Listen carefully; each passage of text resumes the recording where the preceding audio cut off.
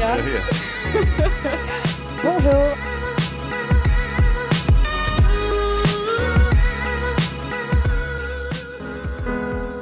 La fièvre froide d'un regret, soudain le ciel dans un regard, quelqu'un qui passe à saluer nos derniers pas sur le trottoir quand vient le soir.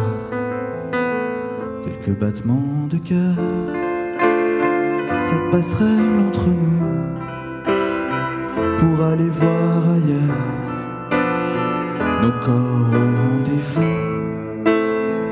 Aucune idolâtrie, que ce rêve dans la nuit, photographiant le mien, ce grand flash pour dire viens, viens, viens.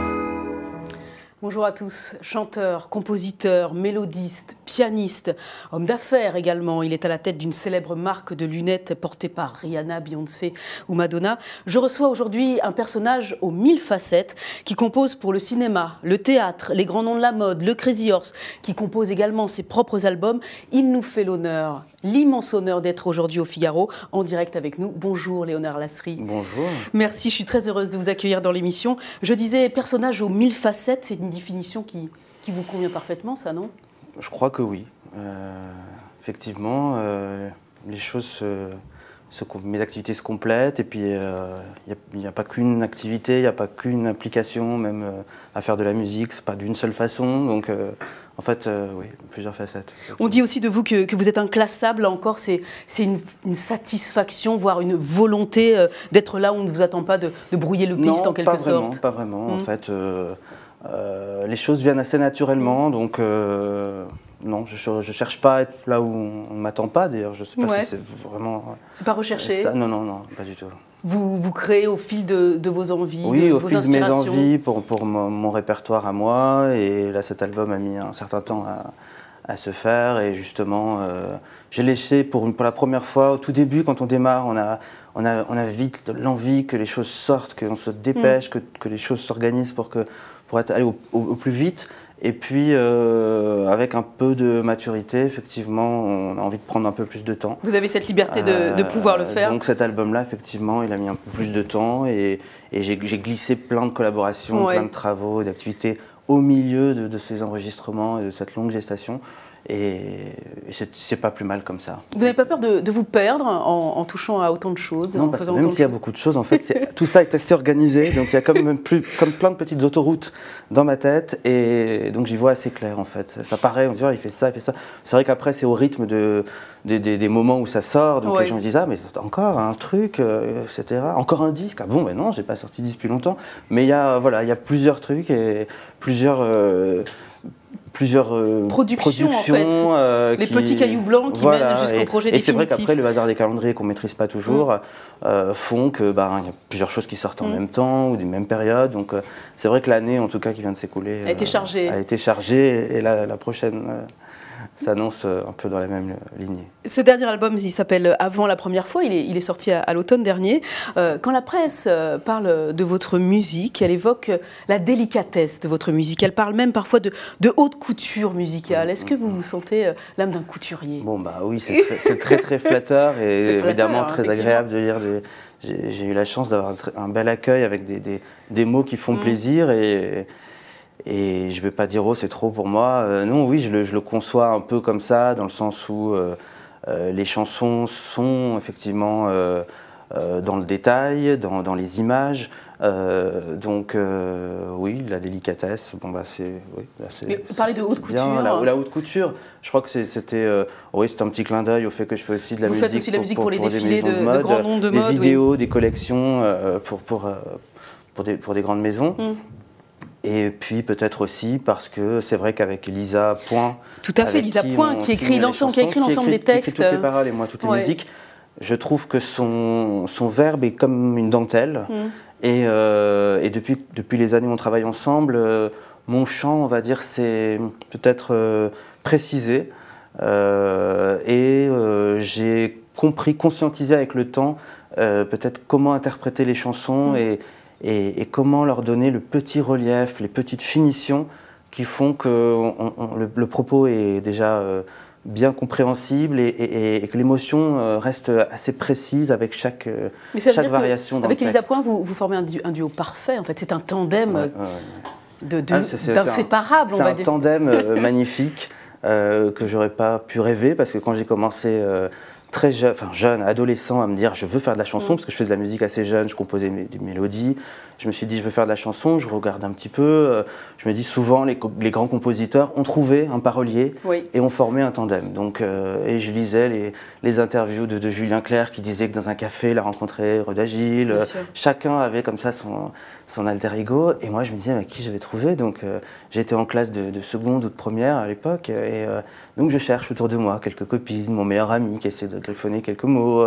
Bon, ça donnait pas grand-chose, donc finalement je me suis dit moi je peux écrire. Donc je me suis mis moi à écrire, mais toujours dans cette idée que peut-être un jour il y aura comme ça un mariage. Quelqu'un qui écrira pour vous. Voilà. Donc j'ai fait un bout de mon parcours et mes premiers albums où j'ai écrit, et parfois avec quelques autres personnes, certains textes, mais c'était pas cette relation, cette vraie notion de tandem. Et puis un jour est arrivée Elisa Point, dont j'ai aimé le travail, j'ai aimé ses albums, je connaissais.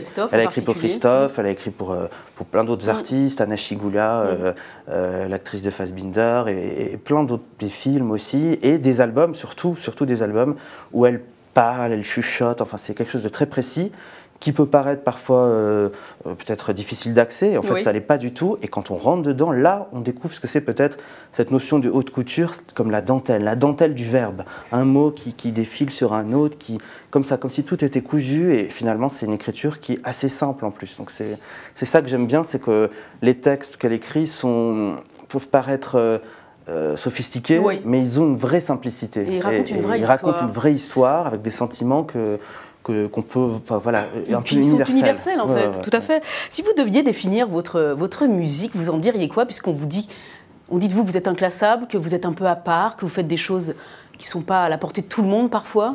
Vous la définissez comment, votre musique? C'est pas à la portée de tout le monde en fait. Comme ça, il y a cette espèce d'image où les gens disent c'est très chic, tes chansons, etc. Mais en fait, je pense que moi j'accorde vraiment une place très importante à la mélodie, et je crois que les mélodies sont assez faciles et que permettent un accès, on va dire, facile dans cet univers et dans ce verbe. Donc quand on dit chanson /pop, chanson pop, ça me va bien. On dit que vous faites de la pop, effectivement. On dit que je fais de la pop, mais c'est en même temps de la chanson. Enfin, les classifications de toute façon sont assez. Oui, vous n'aimez pas ça. Difficile. Non, c'est pas que j'aime pas ça, c'est que c'est difficile quand on dit chanson. On imagine un truc un peu ancien, ce qui n'est pas vraiment mon cas. Il n'y a pas de démarche rétro, mais dans ce cadre-là, je chante mes chansons sur scène au piano. Ça peut être assimilé à cette lecture-là. Et puis en même temps, quand on écoute le disque, c'est ultra moderne. Voilà, c'est plutôt pop. Donc chanson, pop, ça me va pas mal. Alors plusieurs années ont été nécessaires à la fabrication de ce dernier album. Vous le disiez vous-même que vous avez passé énormément de temps. Qu'est-ce que vous recherchez en fait? Moi, je m'interrogeais sur quelle est la complexité dans le processus de création qui vous impose de vous prendre. Quand ça a pris autant de temps, c'est pas vraiment la recherche. Je ne fais pas vraiment partie de ces artistes qui enregistrent et puis qui disent oh non, je vais encore le refaire, etc. C'était plus parce que j'étais moi-même peut-être dissipé et j'avais envie de m'accorder d'autres récréations ou même d'autres collaborations qui sont un apprentissage. C'est pas une forme de perfectionnisme ultra poussé? Et c'est pour ça qu'on s'entend très bien avec Elisa Point. Quand on aime, on a validé un enregistrement, on sait que ce sera pour la vie. Enfin, c'est ce que je pense. Quand j'enregistre une chanson en studio, je me dis est-ce que je vais pouvoir vivre avec cette interprétation toute ma vie? Sinon, on arrête, on change tout de suite. Donc, non, ça peut aller assez vite. Ce qui se voit quand l'album a pris du temps, c'est parce que déjà, moi-même, et ça c'est plutôt le chemin intérieur qu'on fait, j'étais pas forcément prêt pour défendre ces chansons. Je savais que je les aimais, je savais qu'elles allaient un jour sortir. Mais j'avais soit le besoin d'aller à l'encontre d'autres personnes et faire d'autres projets, ce qui évidemment enrichissent et du coup se retrouve comme ça, cet enrichissement se retrouve au service de ce disque. Mais j'ai lu quelque part que vous aviez réenregistré votre voix après avoir fait des premières prises. Effectivement, la seule chose qui a vraiment changé, c'est certainement la voix. La voix, c'est la même, mais avec justement le travail de ces années et l'album précédent qui s'appelait L'Exception, où je revisitais des chansons d'Elisa Point, mes chansons préférées d'Elisa Point à ma sauce, et avec elle en duo et sa complicité. J'avais mûri ma façon de chanter et et de sentir les mots et les sons. Donc on avait déjà enregistré la plupart du disque et justement Elisa me disait mais ça va sortir quand ce disque? Tu fais plein de choses. Et j'ai dit non mais tu sais je crois qu'il va falloir réenregistrer. Elle m'a dit non tu cherches des prétextes, il faut pas. Et puis je lui ai rechanté 2-3 chansons de piano, elle m'a dit on réserve le studio, on le fait. Et j'ai rechanté les chansons et voilà. C'était un déclic comme ça qu'il y a eu il y a quelques années qui fait que voilà, maintenant je... Léonard Lasry, je vous propose qu'on découvre tout de suite un extrait du clip du titre L'éternel savoir-vivre. C'est un extrait de votre dernier album. C'est une diffusion en exclusivité pour les internautes du Figaro. On regarde ça tout de suite. J'ai pris Paris comme un taxi, une course folle éblouissante, au-delà des jours et des nuits, tous les sommets, toutes les pentes. J'ai pris Paris, Paris m'a pris.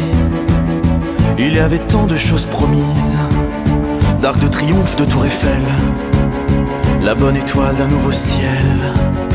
Devant moi et à suivre, l'éternel savoir-vivre. Des images,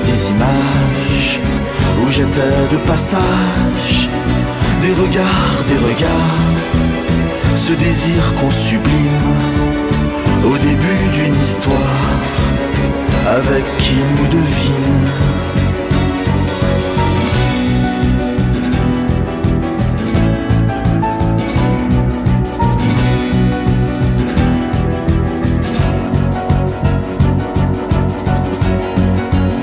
J'ai pris Paris, son cinéma, ses avenues vers l'inconnu, la liberté d'une prochaine fois, quand je t'ai vu et reconnu. J'ai pris Paris comme un taxi, écrasé regrets et remords, oubliant ma mélancolie, laissant derrière moi tous les torts. Devant moi. Merci beaucoup Léonard Lasry pour cette exclusivité. C'est un clip à découvrir en intégralité et en exclusivité demain sur le Figaro.fr. Un clip réalisé d'ailleurs par Jérôme Rébaud, qui n'est pas sans rappeler l'univers de Claude Lelouch ou Jacques Rivette. Le cinéma, c'est aussi un domaine qui vous passionne. Hein. Ah oui, complètement. Chanson et cinéma, c'est un mariage qui en général... fait très bon ménage ensemble. Enfin, c'est très. Vous aviez écrit la musique effectivement, je suis très content de voir ces images et de voir que maintenant ça y est, elles sortent et surtout qu'elles ont été tournées très récemment. Et j'ai fait des chansons effectivement pour la bande originale du film de Jérôme Rébaud, dont c'était le premier film et qui est sorti. Jour de France. Jour de France, voilà, qui est sorti l'an dernier. Et qui a été une très belle surprise et qui a d'ailleurs eu un accueil mondial, quasiment mondial, qui est passé par la Mostra, puis qui est sorti aux États-Unis. Enfin, donc ça continue, je crois, en plus encore.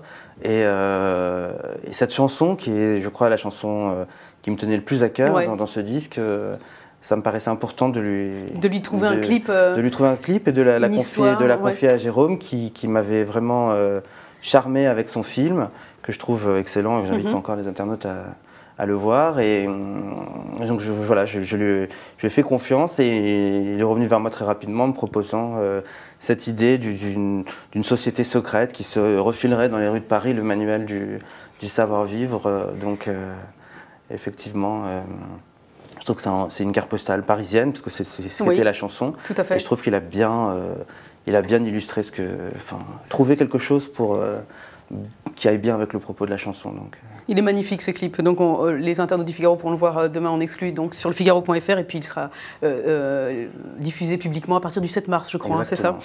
On l'entend, c'est le piano, hein, votre instrument de prédilection. D'ailleurs, pourquoi c'est cet instrument-là?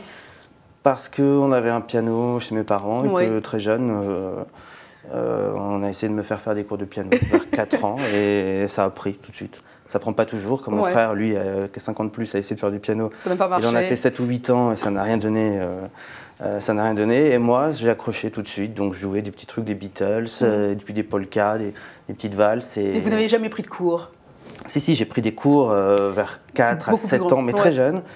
puis voilà, vers le début du collège, on a dit que j'étais trop occupé par le collège et qu'il fallait arrêter. Donc ça paraît un peu drôle maintenant, mais et là c'était l'arrivée des claviers. Les claviers avec un casque, et là ça change complètement le rapport. Moi j'ai des amis qui me posent des questions pour leurs enfants, est-ce qu'il faut un piano? Donc, oui, un vrai piano, ça n'a pas de prix, mais en même temps, pouvoir permettre à quelqu'un de s'épanouir avec un instrument en étant seul, en écoutant avec le casque, ce qui avec le piano n'est pas possible, pour justement expérimenter, pour trouver des mélodies, pour trouver des harmonies, des accords, et avoir ce rapport-là. Je crois que c'est vraiment très très complémentaire en tout cas de l'apprentissage sur un vrai piano. Vous pourriez lui être infidèle au piano quand même, malgré tout? J'ai essayé parce qu'à un moment donné on me disait jouer ou sur un instrument qu'on ne connaît pas, ça fait sortir des mélodies, des choses innocentes auxquelles on n'aurait pas pensé sur un instrument. On a ses repères, donc j'ai acheté une guitare, je m'y suis mis mais non. Ça n'a pas fonctionné. J'ai pas eu le courage de reprendre vraiment l'apprentissage, peut-être un jour, mais bon. Vous êtes un boulimique de travail, Léonard Lasserie, les projets ne manquent pas depuis plusieurs années maintenant. Comment vous faites pour ne jamais tomber en panne d'inspiration, ne pas reproduire ce que vous avez déjà fait? Je me laisse porter parce qu'il me... En fait, je me dis jamais, allez, on va écrire une chanson, on va faire ça, et même si ça ressemble à quelque chose que j'ai déjà fait, c'est jamais très grave, parce que si c'est arrivé et que l'idée est venue en moi, c'est que c'était justifié par... si ce sont des paroles qui m'ont inspiré de musique, si ce sont des images... ce qui compte, c'est ce que ça m'a inspiré et si je sens qu'il y a une vraie cohérence entre ce que j'ai trouvé. Il y a des artistes, français ou étrangers d'ailleurs, qui vous inspirent plus particulièrement? Oui, il y en a plein. Qu'ils soient contemporains ou beaucoup plus anciens. On parle souvent, j'ai souvent dit déjà dans les interviews que la musique des années 70, les compositeurs de musique de film, que ce soit Ennio Morricone ou Michel Legrand, ou voilà, tout cet univers justement de pop, chansons pop, orchestrales, musique de film, tout ça m'a beaucoup inspiré. Mais après, adolescent, c'était très Elton John, ou des artistes qui avaient mêlé le piano en fait à leur musique pop. Donc ça, c'est vrai que j'aime beaucoup cette utilisation du piano. Même Michel Berger, il disait souvent qu'avec son piano, il faisait la batterie. C'est vrai qu'avec la main gauche, moi, quand je joue du piano, c'est assez fourni. C'est comme si je jouais tout l'orchestre. C'est pour ça d'ailleurs que sur scène, on est en version assez minimale. Parce que pour l'instant, en tout cas, j'ai jamais joué avec un grand orchestre. Et ça pourrait arriver. Ça pourrait arriver, mais justement, c'est ce que j'ai dit à mon producteur de scène. Il m'a dit, est-ce qu'on ne rajoute pas quelques cordes, quelques instruments? J'ai dit non, soit il faut tout un orchestre pour recréer ce qu'on a sur le disque, soit on va rester dans cette version minimale où moi je fais l'essentiel avec le piano et il y a un guitariste qui fait comme des nuages musicaux, des petites ponctuations et qui donne une autre lumière sur les chansons, ce que je trouve aussi plus adéquate et plus intéressante par rapport au fait de sinon rejouer ce qu'il y a sur le disque qui est moins...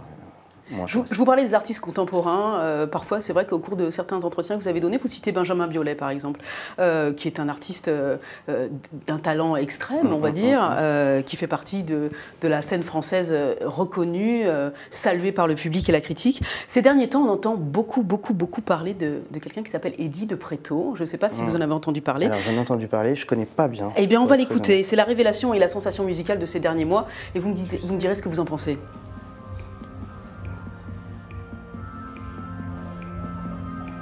Tu sais, ce soir j'ai vu tous les joyaux de la pop. J'ai même bu à outrance toute l'absinthe de tes potes. J'ai côtoyé du rare nymphe, pris des rails en avance, dans des salles bien trop noires, sans lueur d'élégance. Davantage j'ai serré mes mâchoires lamentables et zélé des amants, des garçons de passage que j'ai tenté d'approcher, mais que ma mascarade a fait fuir lentement par sa froideur maussade. Alors j'ai rempli ma panse avec de vives urgences, autant vives que ivres, sur la piste de danse. J'ai ajusté mes pansements pour que mes saignements soient beaucoup moins apparents. Sur la piste d'argent, c'est la fête de trop. Moi je l'ai faite et faite et ça jusqu'au fiasco. C'est la fête de trop. Regarde, je lui de paillettes et me réduis au chaos. Que vous inspire ce garçon? J'aime bien. Je trouve ça bien, je trouve que ça tombe bien. Moi j'aime bien penser même presque comme un vêtement qui est bien coupé.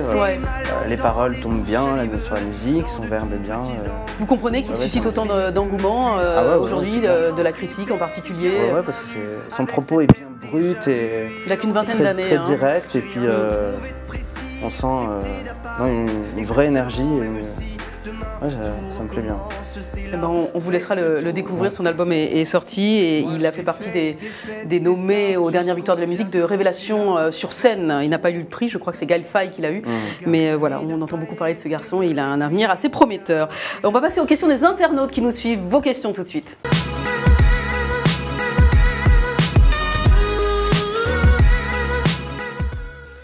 Alors on va démarrer par Stéphane qui a une question sur la culture en France. Que pensez-vous du rôle qu'a l'État français dans la culture ? Le rôle de l'État français, je pense que c'est très important que l'État se soucie de la place de la culture, donc que ce soit à l'école pour les enfants et peut-être après veiller à ce que, même dans les chaînes nationales et que dans les théâtres publics, enfin tout ça, il y ait toujours une vraie place parce que déjà ça embellit le quotidien, ça transmet des valeurs et on ne peut pas vivre sans culture. Donc c'est très important. Qu'elle soit soutenue qu'elle soit par l'État. Qu'il y ait toujours des moyens pour la culture. C'est très important. Une société où la culture est réduite à son minimum, c'est une société qui va mal, je crois. Donc, Sandrine, ça va faire un lien avec Eddie de Pretto. Que pensez-vous du rap aujourd'hui, notamment en France ? Est-ce que c'est une musique que vous écoutez ? Qui ne suis pas très branché rap, je dois dire que j'aime beaucoup l'évolution, bien que je dis ça alors que je ne connais pas très très bien, mais je trouve que c'est justement on a des rappeurs qui cherchent à faire des textes, écrire des textes de plus en plus précis, qui parlent aux gens, mais pas seulement à ceux qui écoutent du rap. Enfin, je sais pas, j'ai l'impression comme si le rap, ce qui est déjà le cas, le rap en France, jusqu'à il n'y a pas très longtemps, était encore très en marge. Il y avait ceux qui écoutent le rap et tous les autres. Alors qu'on voit aux États-Unis, le hip-hop, c'est la variété. Nous, notre chanson française, eux, c'est le hip-hop.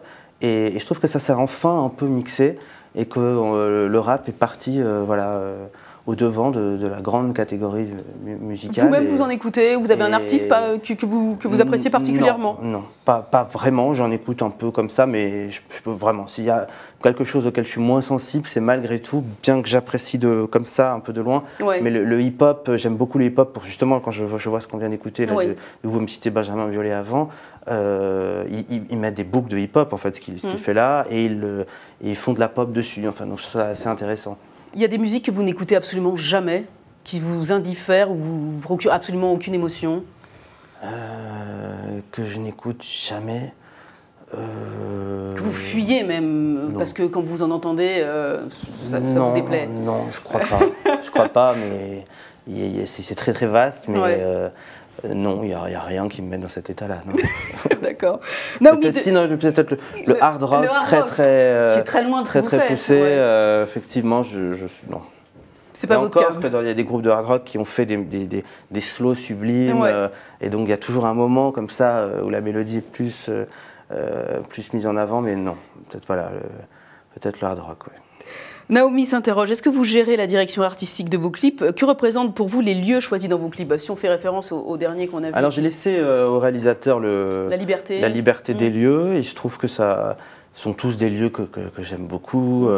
La pointe de l'île Saint-Louis, c'est un endroit magnifique, et c'est un des plans que je trouve très très réussi dans le clip.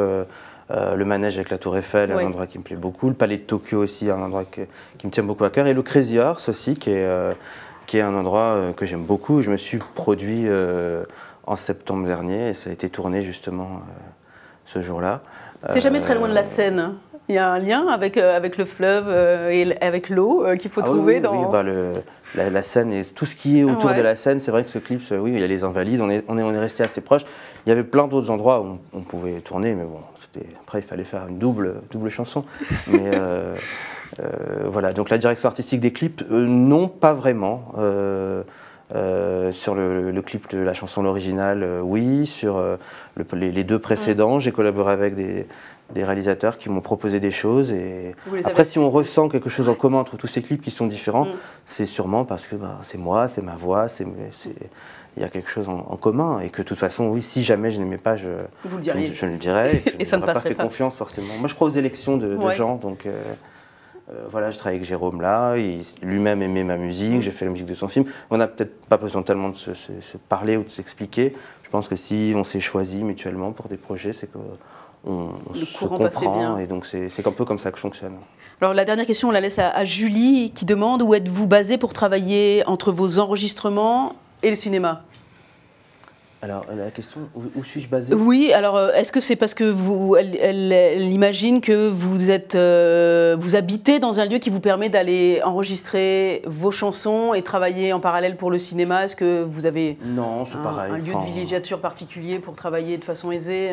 Pas vraiment, parce que il m'arrive de composer juste dans ma tête, d'enregistrer après sur le dictaphone ou d'écrire les notes sur une feuille. Donc non, il n'y a pas de lieu. J'ai pas mal composé sur la côte amalfitaine, en Italie, à côté de Naples, ces derniers étés, où j'ai composé à la fois des chansons de cet album, du prochain, où je vais même avoir le plaisir de chanter cet été pour un concert qui aura lieu là-bas. Ouais. Mais non, ça peut être en voyage, ça peut être un peu partout. Donc elle précise effectivement, c'est où habitez-vous pour gérer tout ce que vous faites en gros? J'habite à Paris. Voilà, d'accord, et vous voyagez pour les besoins de... Voilà, je voyage, et puis donc je peux tout à fait composer à Paris, rive gauche, voilà, pour être précis. Rive gauche, exactement.